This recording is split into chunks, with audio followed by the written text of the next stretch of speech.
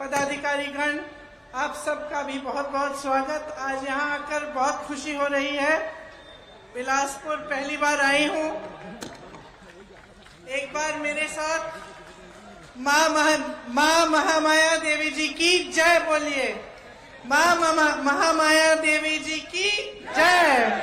अरपा मैया की, छत्तीसगढ़ महतारी की, वीरांगना विलासा देवी केवट जी की धरती है। गुरु घासीदास जी और मक्खनलाल चतुर्वेदी जी को भी इस धरती पर आकर मैं प्रणाम करती हूँ। अपना भाषण शुरू करने से पहले बघेल जी ने मुझे कहा है कि कुछ घोषणाएं हैं, नई घोषणाएं हैं, उनके बारे में मैं आपको बता देती हूँ। छत्तीसगढ़ की माताओं बहनों के लिए महतारी न्याय योजना लागू कर रहे हैं। इसमें प्रति सिलेंडर के रिफिल करने के लिए, मतलब जब आप फिर से भरने के लिए ले जाएंगे सिलेंडर को, तो आपको 500 रुपए की सब्सिडी मिलेगी। घर की महिला के बैंक के खाते में सरकार द्वारा सीधे डाले जाएंगे ये पैसे। कांग्रेस सरकार बनते ही प्रदेश के तकरीबन 50,63,000 उपभोक्ताओं में से 42 लाख उपभोक्ताओं को, जिनकी मासिक खपत 200 यूनिट बिजली से कम है, उनका बिजली बिल पूरा माफ होगा। बाकी 7,63,000 उपभोक्ताओं को 200 यूनिट तक बिजली मुफ्त मिलेगी। महिलाओं द्वारा संचालित स्वयं सहायता समूह के कर्ज को माफ किया जाएगा और महिलाओं द्वारा सक्षम योजना अंतर्गत लिए गए ऋण को भी माफ किया जाएगा।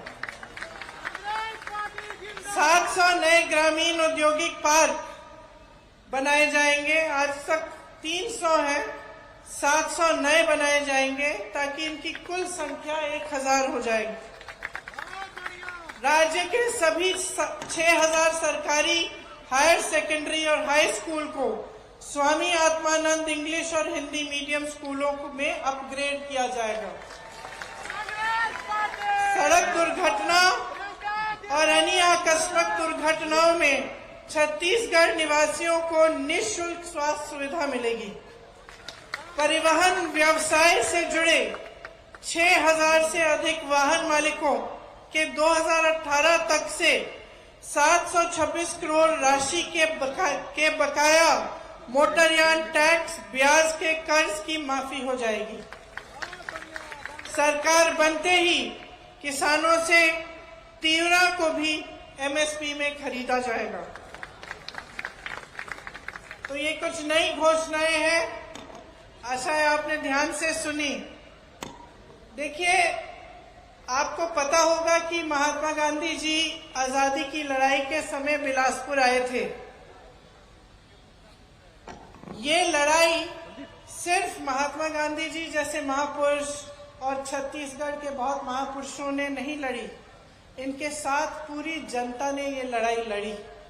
और खास तौर से मेरी बहनें बैठी हैं, बहुत सारी बहनें भी इस लड़ाई में शामिल थी। और उन्होंने खास तौर से जब 1942 में जो क्विट इंडिया मूवमेंट था, जिस समय सब जितने भी पुरुष थे उनको जेल में डाल दिया गया था, उस समय देश की महिलाएं आगे आईं और ये परचम उठाया उन्होंने कि अंग्रेज जाएंगे इस देश को छोड़कर और हम आजादी पाएंगे। यहाँ छत्तीसगढ़ में जब महात्मा गांधी जी आए थे तो मैंने सुना है कि जहां से उन्होंने भाषण दिया, जहां वो बैठे थे, वहां से उन्होंने छत्तीसगढ़ की बहनों से कहा कि तुम्हारे पास जो भी है आजादी की लड़ाई के लिए उसे दे दो। अगर थोड़ा बहुत पैसा है, किसी ने जेवर दिए, किसी ने कुछ दिया, जो भी था आजादी की लड़ाई के लिए उन्होंने महात्मा गांधी जी को दिया। महात्मा गांधी जी ने उन्हें प्रेरित किया कि तुम भी लड़ो, तुम भी आगे आओ और इस देश के लिए अपना जीवन देने के लिए तैयार हो जाओ। उनके जाने के बाद मैंने सुना कि जहां वो बैठे थे, जहां से भाषण दिया था, वहां पर कुछ बहनें गई, किसी ने थोड़ी सी धूल उठा ली, किसी ने एक ईंट ले ली और घर में रख लिया, और उसके प्रति, उन ईंटों के प्रति, उस धूल के प्रति उन्होंने उन श्रद्धा अपनी व्यक्त की और घर में रखी। तो ये श्रद्धा क्या है जो नेता और जनता के बीच होती है? हम लोग आते हैं, आप फूलों से हमारा स्वागत करते हैं, अपनी समस्याओं को बताते हैं। ये जो भावना है, ये एक तरफी भावना नहीं है। ये नहीं है कि सिर्फ आपके मन में ये श्रद्धा है, ये हमारे दिलों में भी श्रद्धा होनी चाहिए आपके लिए। मैंने खुद देखा, किसी ने इंदिरा जी की बात की, बघेल जी आपने भी कहा कि कल इंदिरा जी की पुण्यतिथि है। मुझे एक छोटी अपनी बात याद आई। मैं 12 साल की थी, उस दिन सुबह 9 बजे 8 बजे मैं स्कूल जा रही थी, तो हम लोग इकट्ठे रहते थे। दादी के पास गई, स्कूल में एक प्रतियोगिता थी, उसके लिए मैंने दादी का एक झोला रखती थी, मैंने उनका झोला मांगा। नाटक की प्रतियोगिता थी, झोला मांगा दादी से और उनको प्यार से ऐसे पकड़ के बाय बाय बोल के स्कूल चली गई। तकरीबन 2 घंटे बाद हमें स्कूल से लेने के लिए सुरक्षा कर्मी आ गए, गाड़ियों में रखा, बिठाया। काफी इतने सारे सुरक्षा कर्मी मैंने जीवन में नहीं देखे थे। अचानक हमें घर ले गए, हमें मालूम नहीं था राहुल को और मुझे कि क्या हुआ। मैं 12 साल की थी, वो 14 साल का था। घर आए, गाड़ी से उतरे तो जमीन पे खून के बड़े बड़े धब्बे थे। उस समय हमें मालूम नहीं था कि हमारी दादी का खून था जो उस मिट्टी में मिल चुका था। अंदर गए, माता पिता नहीं थे, पिताजी दौरे पे थे, बंगाल गए हुए थे, माताजी दादी को लेकर अस्पताल गई हुई थी।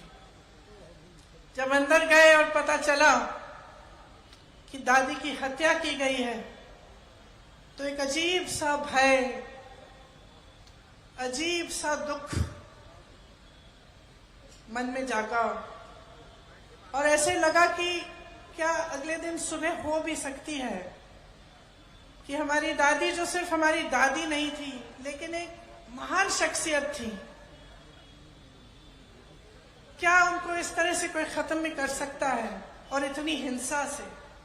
और अक्सर मैं सोचती हूं कि इतनी हिंसक घटना घटी हमारे साथ। हमारी दादी मां समान थी हमारे, लेकिन कैसी देशभक्ति की भावना उन्होंने हमारे दिलों में डाली होगी कि 1 सेकंड के लिए, 1 मिनट के लिए हमारी इस देश में आस्था नहीं टूटी। 7 साल बाद, और ये मैं लंबी चौड़ी बात आपको इसलिए बता रही हूं, मैं बताऊंगी क्यों।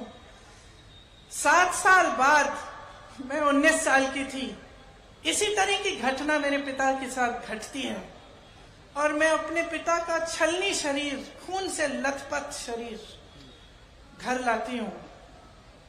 फिर भी मेरी इस देश में आस्था नहीं टूटती, फिर भी देशभक्ति कम नहीं होती, बढ़ती चली जाती है। कैसी भावना होगी उन लोगों के दिल में कि हम बच्चों में उन्होंने ऐसी देशभक्ति की भावना डाल दी कि तब से लेकर अब तक ये टूट नहीं पाई। मैं इसलिए ये सारी बातें कह रही हूं क्योंकि जब हम अपनी बीती हुई पीढ़ियों की बात करते हैं, जब हम इंदिरा जी की बात करते हैं, नेहरू जी की बात करते हैं, राजीव जी की बात करते हैं, तो हमारी आलोचना करने वाले एकदम से परिवारवाद की बात उठाते हैं। मैं आपसे ये कहना चाहती हूं कि ये परिवारवाद नहीं है, ये देश के प्रति एक भक्ति है जो टूट नहीं पा रही है।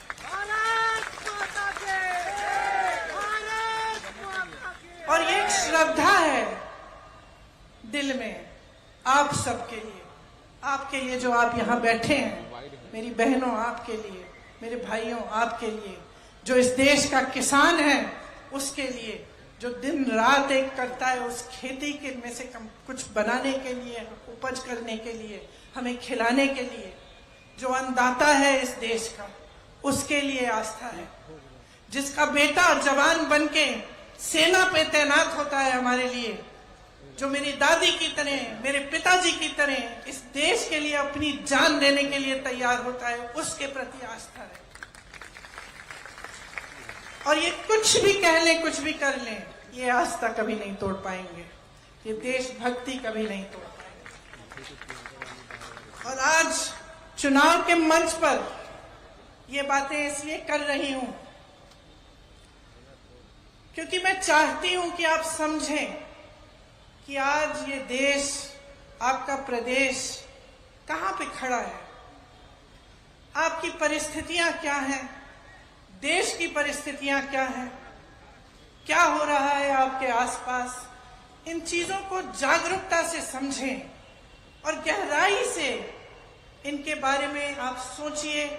और जब आप वोट देते हैं, जब आप अपना समर्थन किसी एक राजनीतिक दल को देते हैं, तो अच्छी तरह से पहचानिए कि उस राजनीतिक दल का मकसद क्या है, क्या उनके नेताओं के दिलों में आपके लिए वही आस्था है कि नहीं, क्या देशभक्ति सचमुच है या सिर्फ कहने के लिए है, दिखाने के लिए है, कैसी घोषणाएं करते हैं, क्या घोषणाएं पूरी करते हैं कि नहीं करते हैं, क्या इनके प्रदेशों में जहां इनकी सरकारें चल रही हैं, जहां इन्होंने बड़ी बड़ी घोषणाएं की हैं, क्या ये घोषणाएं पूरी हो रही हैं कि नहीं।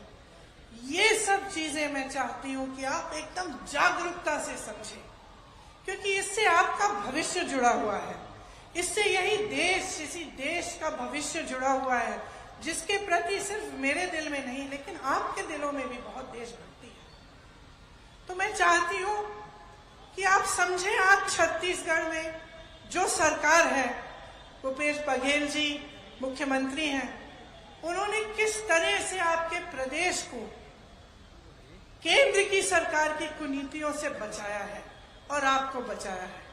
कोरोना आया, कोविड था, देश भर में यहां भी संकट थी, जहां अन्य प्रदेशों में मदद नहीं दी गई, यहां आपको उसका सामना करने के लिए सहायता मिली। किसान भाई हैं, मैंने आपकी बात की, आप अन्नदाता हो, आप ही के बेटे इस देश की सुरक्षा करते हैं। आज अगर छत्तीसगढ़ की सरकार ने आपको राहत नहीं दी होती तो बाकी देश के किसानों की तरह आप परेशानियों से घिरे होते, मुश्किलें बढ़ती चली जाती हैं आपके लिए। महंगाई, पेट्रोल, डीजल, खाद सब महंगा हो गया है। जब आप अपने बच्चों के लिए मेहनत करते हैं, उनके भविष्य को मजबूत बनाने के लिए मेहनत करते हैं, तो आपको सरकार से सहायता मिलनी चाहिए। यही उम्मीद रखती है जनता आज सरकारों से कि देखिए, आप ज्यादा नहीं मांगते और मांगना चाहिए। आप तो आज के दिन सिर्फ यही मांग रहे हैं कि हमारे जीवन में बहुत मुश्किलें हैं, हमें संकट है, परेशानियां हैं, इस जीवन को जीने में हमें हमारी सहायता कर दो, यही मांग रहे हैं आप। इससे कुछ ज्यादा नहीं मांग रहे हैं। ये मूल सुविधाएं हैं, पानी, सड़क, बिजली, पाठशाला, ये मूल सुविधाएं हैं, आपके हक है ये। फिर भी आप श्रद्धा पूर्वक यही मांगते हैं और कहते हैं चलिए ये दे दीजिए, हमें सुविधा मिल जाएगी, हमारे बच्चों को रोजगार दे दीजिए, हमें अपने पैरों पर खड़े होने के लिए एक मौका दीजिए। ये बड़ी बातें नहीं है, ये सरकारों के कर्तव्य होते हैं कि आपके लिए किया जाए। कोई एहसान नहीं होता आप पर। यहाँ तमाम सरकारी कर्मचारी हैं, पुलिस के भाई बहन हैं। आप क्या मांग रहे हैं? कई सालों से आपकी क्या मांग रहे हैं कि आपको पुरानी पेंशन मिल जाए। क्यों? कोई बड़ी बात नहीं है ये। आप 20 सालों से काम करते हैं, देश सेवा करते हैं, तो एक उम्मीद रखते हैं ना कि कम से कम जब हम बूढ़े हो जाएंगे तो हमें पेंशन मिलेगा, सुरक्षा मिल जाएगी। आज आपको मालूम नहीं है कि आपके पेंशन के पैसे कहाँ जा रहे हैं। कल को कुछ हो जाए मार्केट में और आपकी सारी कमाई गवा देंगे। तो ये बड़ी मांगे नहीं है, बल्कि मैं कहती हूँ इससे ज्यादा मांगना चाहिए, बहुत ज्यादा मांगना चाहिए। महिलाएं अपना हक मांगती हैं। 33% आपको पंचायतों में आरक्षण मिला, कांग्रेस की सरकार ने दिया। अब आप देखिए कि केंद्र सरकार की क्या ये नियत है कि आपको देंगे आरक्षण।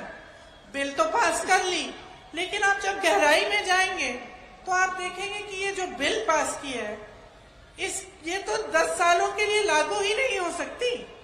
10 सालों के लिए आपको आपका हक मिलने नहीं वाला है।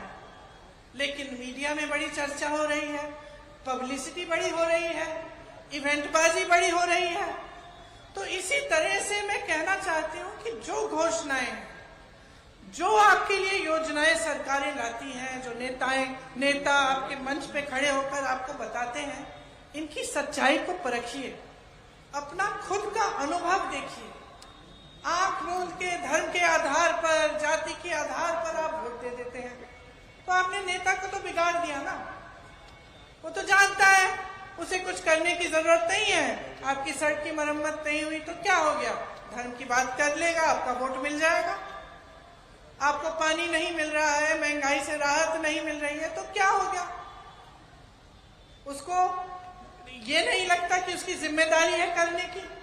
वो तो सोचता है कि चलो चुनाव आएगा, 2-4 खोखली घोषणाएं कर देंगे, धर्म की बात उठा लेंगे, बड़ी बड़ी बातें करेंगे और वोट मिल जाएगा, हमारी नैया पार, हमारी सरकार बन जाएगी और 5 साल मौज ही मौज। तो ये बातें आप अच्छी तरह से समझ लीजिए कि आपका प्रदेश आज जहां पहुंचा है बड़ी मुश्किल से पहुंचा है और किसी की मेहनत से पहुंचा है। आपकी मेहनत से पहुंचा है, बघेल जी की मेहनत से पहुंचा है, कांग्रेस के तमाम कार्यकर्ताओं की मेहनत से पहुंचा है। आज अगर छत्तीसगढ़ की पहचान पूरे देश में है, क्या आप सोच सकते थे कि बस्तर की रागी और मिलेट जहां प्रोडक्शन यूनिट डाला वो आज दुनिया की बड़ी बड़ी दुकानों में बिक रहा है। क्या आपने सोचा था कि जहां आप आवारा पशु की समस्या से जूझ रहे थे, दिन रात खेती की चौकीदारी करनी पड़ रही थी, वो इस तरह से सुलझाई जाएगी कि आप उसमें से कमा भी पाएंगे, कि गोबर को भी आपसे सरकार खरीद के उसका कुछ बना देगी। क्या आपने सोचा था कि रोजगार के मौके छत्तीसगढ़ में इतने मिल जाएंगे कि बाहर से जो पलायन करके गए थे वो वापस आकर खेती किसानी और रोजगार यहाँ पे करना चाहेंगे? क्या आपने सोचा था कि आपको एक ऐसी सरकार मिलेगी जो आपकी हर छोटी छोटी समस्या को पहचान कर उसको सुलझाने की कोशिश करेगी? मुझे नहीं लगता कि जब 5 सालों पहले हमारी सरकार बनी थी तो आप सोच सकते थे कि आपके प्रदेश की कितनी तरक्की हो सकती है। लेकिन आज ये सोच नहीं, ये आपका अनुभव है। आपने देख लिया है कि किस तरह से आपकी सरकार ने आपके लिए काम किया। मैं आज खैरागढ़ से आई हूं। वहां के सुप्रसिद्ध कवि थे मुक्तिबोध जी, आपको नाम मालूम है? मुक्तिबोध जी कहते थे, अक्सर पूछते थे कि पार्टनर तुम्हारी पॉलिटिक्स क्या है। शायद आपने सुना होगा। और मैं यही पूछने के लिए आज यहां खड़ी हूं कि पार्टनर आपकी पॉलिटिक्स क्या है? आप कैसी राजनीति चाहते हैं इस देश में? आप क्या ऐसी पॉलिटिक्स, ऐसी राजनीति चाहते हैं जो सिर्फ आपका ध्यान भटकाने में व्यस्त रहे? कि आप एक ऐसी पॉलिटिक्स चाहते हैं जो आपके लिए काम करे, काम करके दिखाए, जिसका मुख्यमंत्री यहां आके खड़ा होके दावे से कह सकता है मैं अगला चुनाव जीतूंगा क्योंकि मैंने काम किया है और मैं ये काम जारी रखूंगा? तो आप चुनिए कि आपको किस तरह की राजनीति, किस तरह की सरकार चाहिए। धरातल पे काम दिखना चाहिए। बड़े बड़े इवेंट्स, बड़ी पब्लिसिटी की राजनीति नहीं चलनी चाहिए। देख लीजिए, अच्छा लगता है, ठीक है, आपको लगता है कि बड़ी बड़ी मीडियाबाजी हो रही है, ठीक है, देख लीजिए, लेकिन समझ लीजिए इसको, खोखली बातें कौन कर रहा है। मध्य प्रदेश में 18 सालों से भाजपा की सरकार है। 18 सालों से इनको ये बात नहीं सूझी कि बहनों को थोड़ी बहुत राहत हर महीने देनी चाहिए। 18 साल से नहीं सूझी। 2 महीने पहले लाडली योजना निकल गई। लाडली योजना के तहत अब धड़ाधड़ पैसे दिए जा रहे हैं महिलाओं को। तो भाई 18 साल के लिए क्यों नहीं दिए? 18 सालों से सरकार है, आपको मालूम है 3 सालों में 21 रोजगार दिए इन्होंने। 21 रोजगार। शर्म आनी चाहिए आपके सामने, अपना मुंह दिखाना है इनको। ये मोदी जी आपको कह के गए थे कि नहीं कि करोड़ों रोजगार बनाएंगे? कहीं कहाँ गए वो रोजगार? कहाँ से मिलते हैं? यहाँ तमाम नौजवान खड़े हैं, कहाँ भाई केंद्र से तुम्हें रोजगार मिला? ये तो आपकी खुशकिस्मती है कि आपके प्रदेश में ऐसी सरकार है जो अभी भी आपको रोजगार दे रही है, वरना इनकी नीतियों से अगर आपका प्रदेश चलता 5 सालों में, तो साथ में देखिए मध्य प्रदेश में क्या हो रहा है। महिलाओं के साथ सबसे ज्यादा अत्याचार, 17 बलात्कार एक दिन में, यहां से वहां तक जाने की सुरक्षा नहीं, और कहते हैं कि लाडली योजना निकालेंगे। तो समझ लीजिए कि काम करने के लिए ना, जैसे आपकी सही नियत होनी चाहिए। आप काम कर रहे हैं खेती में, अगर आप चाहें तो आप भी बैठ सकते हैं, बैठ जाइए, कुछ नहीं करिए, उपज नहीं आएगी, कुछ नहीं होगा, आप भुगतेंगे। अगर आप चाहते हैं कि अच्छी तरह से आप काम करेंगे और अच्छी उपज आएगी और अच्छी तरह से सारी खेती हो जाए, तो उपज आ सकती है। मान लो परिवार में 2 बेटे हैं, एक की नियत ऐसे ही है और एक की अच्छी नियत है। पिताजी दोनों को कुछ दे देते हैं कि लो, ये लो थोड़े से पैसे, अब इसका कुछ बनाओ तुम। जिसकी नियत खराब है वो जाके जुआ खेलेगा, इधर उधर कुछ पी लेगा, छोड़ देगा, पैसे गवा देगा। जिसकी नियत अच्छी है वो कुछ कमा के लाएगा, नौकरी ढूंढने की कोशिश करेगा, शायद खेती में जाके खेती कर ले। तो नियत एक बहुत बड़ी चीज होती है। आप जब बच्चों के लिए रिश्ता तय करने जाते हैं तो सबसे पहले क्या देखते हैं कि भाई वो दूसरा परिवार है, उसकी नियत क्या है, लड़का कैसा है, उसका स्वभाव क्या है, झूठ बोलने वाला है, सच बोलने वाला है। सबसे पहले तो यही देखते हैं। इसी तरह से आप नेताओं से पूछो ना, नेताओं को क्यों छोड़ देते हैं? नेताओं से पूछो नियत क्या है भाई तुम्हारी। यहां आके तुमने घोषणा की, कुछ किया नहीं, तो वापस आने की हिम्मत कैसे हो गई? आप क्यों नहीं पूछ रहे हो? जिम्मेदार बनाओ नेताओं को, हमें जिम्मेदार बनाओ। हम अपनी जिम्मेदारी समझ रहे हैं। अगर बघेल जी अपनी जिम्मेदारी नहीं समझते तो क्या ऐसी सरकार देते आपको जो दिन रात एक कर लेती आपके लिए ऐसी योजनाएं लाते जिससे आपको राहत मिले, आप आगे बढ़ पाए। बस्तर जैसी जगह जो हिंसा के लिए जानी जाती थी, आज देश भर में रागी, कोदा, ये सब इन चीजों के लिए जानी जाती है। आपकी संस्कृति विश्व का जो सबसे बड़ा तो सांस्कृतिक कार्यक्रम जो है आदिवासियों के लिए कहाँ हो रहा है? आज छत्तीसगढ़ में हो रहा है। तो अगर नियत सही नहीं होती तो ये सब काम नहीं होता। तो सीधी सी बात करने आई हूं आपसे। देखिए, जब आप वोट डालने जाएंगे, जागरूक बन के डालो, जागरूक बन के डालो और अपनी परिस्थितियों को समझ के डालो, अपने ही अनुभव पे डालो। मैं कह रही हूं इसलिए मत डालो, बघेल जी कह रहे हैं इसलिए मत डालो, कोई और नेता किसी और पार्टी का आके कह रहा है इसलिए मत डालो। अपने अनुभव को देखो, मिला है कि नहीं मिला है, तरक्की हुई है कि नहीं हुई है, किस तरह से आपका गांव आगे बढ़ा है, आपका देश क्या आगे बढ़ रहा है कि पीछे चले जा रहा है। जो नेता सामने आ रहा है वो आपको आगे बढ़ाने की बात, विकास की बात, रोजगार की बात, महंगाई घटाने की बात कर रहा है या धर्म की बात कर रहा है आपको एक दूसरे से लड़ाने के लिए। जागरूक बनो, जागरूक बनोगे तो तुम्हारा भविष्य कोई बिगाड़ नहीं पाएगा। सबसे बड़ी देशभक्ति यही है बहनों और भाइयों, इससे बड़ी कोई देशभक्ति नहीं है कि ये जो वोट है तुम्हारा, ध्यान से सोच समझ के जागरूक बन के तुम डालो और ऐसी पार्टियों को बढ़ाना बंद कर दो जो आपका ध्यान हटा देती हैं। आपका ध्यान अर्जुन के ध्यान की तरह होना चाहिए, एकदम केंद्रित। जैसे अर्जुन ने मछली की आंख से अपना ध्यान नहीं हटाया, अपने भविष्य से अपना ध्यान मत हटाओ। पूरी काबिलियत है, कांग्रेस पार्टी में पूरी काबिलियत है आपके भविष्य को मजबूत बनाने की, पूरी काबिलियत है, इच्छा है, नियत है, ताकत है, और हम करके दिखाएंगे। और हमने यहाँ पे छत्तीसगढ़ में अपनी ताकत और अपनी नियत दिखाई है आपको। आप चाहे किसी भी वर्ग को ले लीजिए, ओबीसी वर्ग को लीजिए, देखते हैं भाजपा क्या कहती है। कई सालों से कह रही है कि हम ओबीसी वर्ग को आगे बढ़ाना चाहते हैं। अब कांग्रेस ने ये मांग उठाई कि भाई जातिगत जनगणना करो, गिनो कि ओबीसी वर्ग के कितने लोग हैं, एससी के कितने हैं, एसटी के कितने हैं, गिनो, तभी तो तुम मदद कर पाओगे। अगर पता ही नहीं है तो मदद कैसे कर पाओगे। जैसे ही हमने ये मांग उठाई, बहाने शुरू, बोलती बंद। क्यों?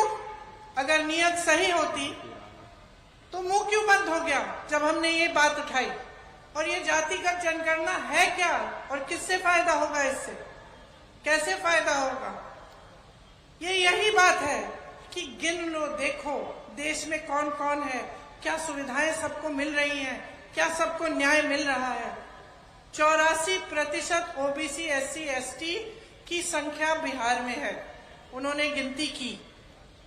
और अगर आप देश के बड़े बड़े मीडिया घर देखोगे, देश की बड़ी बड़ी संस्थाएं देखोगे, देश के सबसे जो बड़े सचिव हैं उनको देखोगे, विश्वविद्यालय के जो चांसलर्स हैं उनको देखोगे, तो क्या आपको ये दिख रहा है कि ये 84% जो संख्या है हमारी आबादी की, उनको न्याय मिल रहा है इन पदों पर?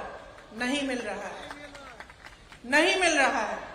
तो फिर से बड़ी बड़ी बातें, धरातल पे कुछ नहीं।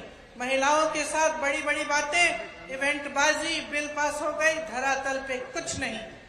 मध्य प्रदेश में भाजपा की सरकार ने, सुन लीजिए, 22,000 घोषणाएं की हैं, 22,000 घोषणाएं की हैं। उनको खुद ही याद नहीं होगा कि क्या घोषणाएं हैं ये 22,000, क्योंकि शुरू से याद रखना ही नहीं था, नियत ही नहीं थी।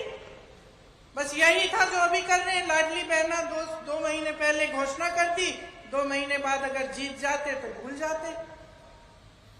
तो अब ये सब परिस्थितियां जो हैं, नेताओं का तो नुकसान नहीं हो रहा है, सब अच्छे खासे हैं, सबको अच्छी, बच्चों को अच्छी शिक्षा मिल रही है, सबके अच्छे अच्छे बड़े बड़े महल हैं।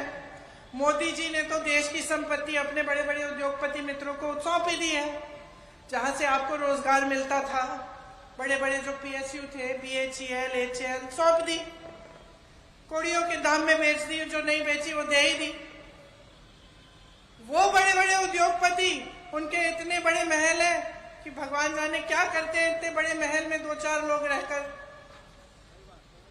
उनके बच्चे फूल रहे हैं, फल रहे हैं, और संपत्ति आपकी है। यहां क्या काम हो रहा है छत्तीसगढ़ में? आपकी संपत्ति वापस आपके जेब में जा रही है। ऐसी योजनाएं बना रहे हैं जिससे आपकी संपत्ति वापस जाए। हम कहते हैं ओपीएस के लिए पैसे हैं, हम हिमाचल में दे रहे हैं, कांग्रेस की सरकार हिमाचल में, कर्नाटका में, राजस्थान में दे रही है। ये कहते कि नहीं है। अच्छा, अगर आपके पास ओपीएस के लिए पैसे नहीं है तो बताइए, आपने हजारों करोड़ रुपए अडानी जी, अंबानी जी के कैसे माफ कर दिए? कर्ज माफ किए इन्होंने इतने बड़े बड़े। अगर आपके पास पैसे नहीं थे तो अच्छा खासा हमारा संसद भवन चल रहा था, इसके सुंदरीकरण को क्या जरूरत थी आपको 20,000 करोड़ रुपए खर्चने के लिए? आप एक कॉन्फ्रेंस हॉल बना रहे हो दिल्ली में 27,000 करोड़ का। मोदी जी का हवाई जहाज जिसमें वो पूरे देश का दौरा लगा आए हैं, 8,000 करोड़ का है। 2 खरीदे हैं, 16,000 करोड़ के 2 हवाई जहाज। एक इंसान, हमारे प्रधानमंत्री, उसमें पूरे दुनिया का दौरा कर रहे हैं। यहाँ किसान रोता है, किसान संघर्ष करता है, किसान सड़कों पे उतरता है, उनके पास टाइम नहीं है आपसे बात करने के लिए। और जो काले कानून जिसके लिए किसानों ने संघर्ष किया, उनको कब हटाया जाता है ये भी समझ लीजिए। चुनाव से 2 महीने पहले चुनाव तक किसान मर जाए, आपके मंत्री के बच्चे उनको कुचल दे जीपों के नीचे, कुछ भी हो जाए, आप कुछ नहीं करेंगे, आप किसी के से बात तक नहीं करेंगे। चुनाव आने लगा, लोग कानून वापस। तो ये राजनीति जो है ना, बहुत ज्यादा नुकसानदायक है, बहुत ज्यादा नकारात्मक है इस देश के लिए। और आज यहां खड़े हुए इंदिरा जी की पुण्यतिथि के एक दिन पहले मैं आपको कहना चाहती हूं कि जिन देशभक्तों ने इस देश के लिए अपना खून बहाया है, उसे व्यर्थ मत कीजिए। आपके पूर्वजों ने आजादी की लड़ाई लड़ी, सिर्फ मेरी दादी या मेरे पूर्वज नहीं थे। आपने सुना, छत्तीसगढ़ की, यहाँ की, बिलासपुर की महिलाओं ने अपने जेवर दिए गांधी जी को कि लो लड़ो, हम लड़ेंगे तुम्हारे साथ।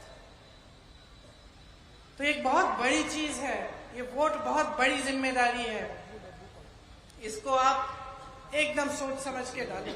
ये आपकी देशभक्ति का मौका है, अब अपनी देशभक्ति दिखाओ, ऐसी राजनीति को नकारो जो आपको तोड़कर, आपको गरीब रखकर खुद सफल हो रही है। जब आपको रोजगार नहीं मिलता, जब आपके नौजवान बच्चे रंज से भरे हुए, गुस्से से भरे हुए कि हमने पढ़ाई लिखाई की, हमने भर्ती के इम्तिहान दिए, अभी भी नौकरी नहीं मिली है, गुस्सा होता है अंदर। मेरे भी नौजवान बच्चे हैं, समझती हूं मैं कि नौजवानों की कैसे सोचते हैं नौजवान। इतना संघर्ष करते हो आप उनको पढ़ाने लिखाने के लिए, इतना संघर्ष करते हैं वो पढ़ने के लिए, भर्ती की परीक्षा दे देकर थक जाते हैं। कभी घोटाला होता है, कभी कुछ होता है, लेकिन रोजगार नहीं मिलता। कौन फायदा उठा रहा है इससे, कभी सोचा है आपने? आपका तो फायदा नहीं हो रहा है। जो नौजवान बेरोजगार घूम रहा है, उसी में गुस्सा होता है, उस गुस्से का फायदा उठाया जाता है। जब धर्म की बातें होती हैं, लड़ाने की बातें होती हैं, उस गुस्से का फायदा उठाया जाता है। उसी नौजवान का इस्तेमाल होता है गलत तरह की राजनीति के लिए। तो अब आपके हाथों में है ये सब बातें। अगर आपको एक अच्छी राजनीति चाहिए जो आपकी भलाई के लिए काम करे, तो आप सोच समझ के अपना वोट डालो। और मैं जानती हूं कि सोच समझ के वोट डालोगे तो सिर्फ कांग्रेस को ही वोट जाएगा आपका, क्योंकि आपको 5 सालों में कांग्रेस की सरकार ने करके दिखाया है। तो आप अपने अनुभव पे जाओ, जो बातें मैंने आज करी हैं उनको ध्यान से सोचो उनके बारे में, और जब वोट डालने जाओगे तो 5 साल और इस सरकार को लाओ जो इस तरह की स्कीम, इस तरह की योजनाएं ला रही है, जिससे आप सक्षम बन रहे हो, आप अपने पैरों पे खड़े हो रहे हो। आप सबने बहुत ध्यान से मेरी बातें सुनी, हो सकता है मैंने एक आध बात छोड़ भी दी होगी, उसके लिए माफी चाहती हूँ। बहुत बहुत धन्यवाद। जय हिंद।